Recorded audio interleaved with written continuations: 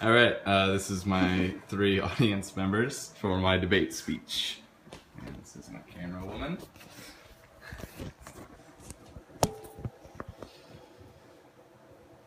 Billions of people turn their attention toward the host country of the Olympics to watch the world's oldest sporting event. So why are fewer and fewer countries bidding to become the next host?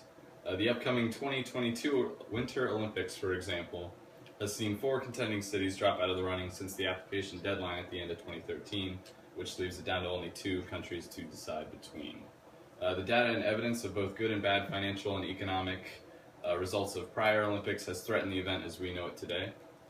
And so the original intention of the games was to have all the best athletes in the world compete against one another on the same stage. It was an honor for a country to have the games take place within its borders, and the location gained prestige because of it.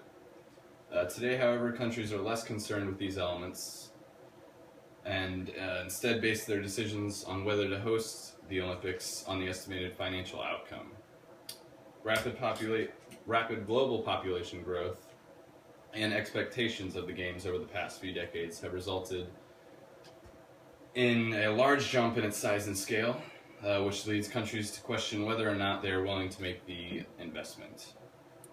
Despite the risks, some companies are still taking the chance to host the games.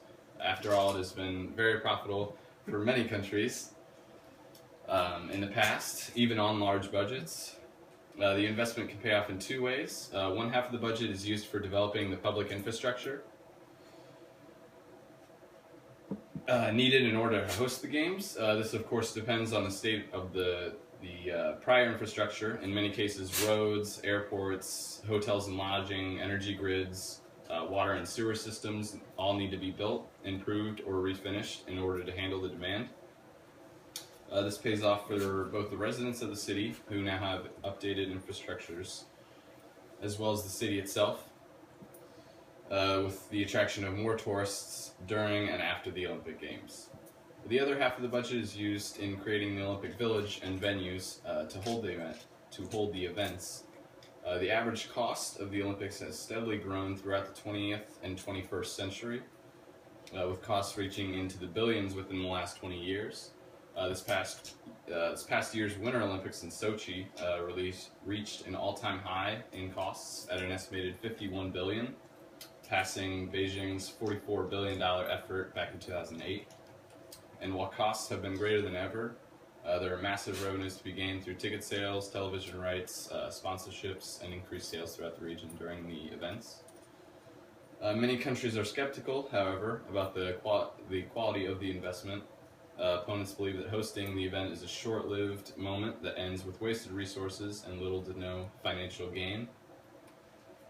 Many countries build new facilities from scratch to host the games and the various events, and either simply have no use for them after, don't have the money or demand to maintain them, or they don't fit in with the size of the city. Facilities in Sarajevo, Athens, Sochi, and other prior Olympic venues have been abandoned and left to decay since. Other facilities like Beijing's The Bird's Nest or Brazil's Amazonia are hosting events and sporting teams that draw at most less than half of the stadium's capacity. Opponents also point out that there are other non-financial costs of hosting the games, such as environmental degradation and displacement. In order to make room for the games to take place, some residents of the city and surrounding area have to be displaced. The countries do so forcibly, sometimes without compensation. In Beijing, for instance, they evicted approximately 1.5 million people from their homes for Olympic preparations. These reasons have led citizens to be more wary of hosting, and have shown that more often than not, Olympic preparations fall short on promises and exceed budgets. In my opinion, hosting Olympic events has the potential to be a good financial investment for a country, but only in certain situations. And the International Olympic Committee does not focus enough on them when choosing a country to host. The investment required to host the Olympics has become large enough to severely impact the financial position of a country. The recent financial and economic collapse in Greece, for example, has been linked to their 2004 hosting in Athens, which provided a significant amount of debt that they were ultimately not able to pay off. Because of the burden that is taken on, it only makes sense that the game should take place in countries that already have these systems and infrastructures in place. Starting from scratch, like what happened in Sochi, resulted in the largest Olympic budget in history, which contributed to massive losses. If the system were altered, spending and waste would be drastically reduced, allowing for the ability of profits to exist. And the absence of this strategy from the Olympics has led it to be a poor investment in a country, both financially and socially. In conclusion, there are many financial pros and cons to hosting the Olympics, but ultimately it is not a sound investment for a country. From the benefits to infrastructure to the forced displacement of citizens, it's clear that there's no guarantee of a financial, economic, or social benefit when hosting.